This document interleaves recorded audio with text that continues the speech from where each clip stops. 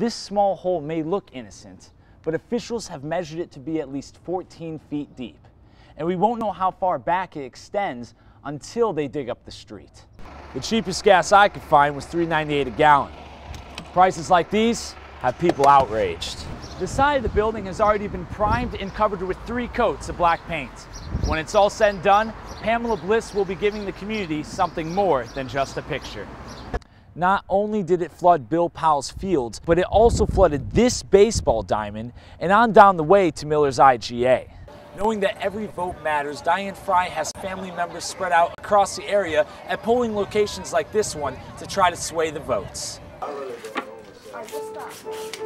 Children brush off ashes as workers salvage what they can from the church where they worshiped just days ago. We just bought that. Lightning struck the Bible Tabernacle early Monday evening. Jeff Hunter is the pastor's son. He rushed to the scene of the fire.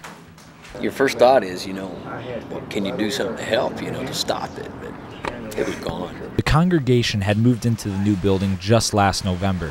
Now, already, they'll have to rebuild.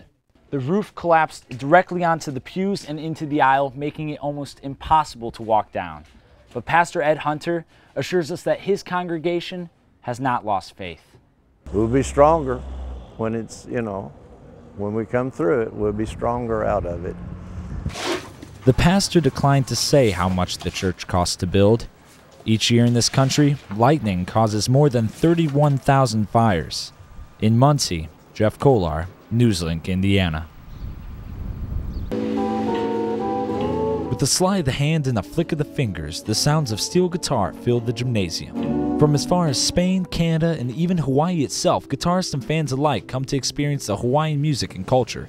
This program is put together by the Aloha International Steel Guitar Club. Joanne Hanawahini has been around steel guitar music ever since she married her husband 48 years ago. Because it's so soothing, it's so relaxing, it's so beautiful, you just can feel it inside of you. You feel that music inside of you and it makes you want more. This steel guitar club was started in 1974 by a Winchester resident, and it hasn't been moved since. But why stay in Winchester? Small town atmosphere, sort of informal, and that's kind of associated with Hawaiian music. This guitar was made over 50 years ago, but it still sounds great.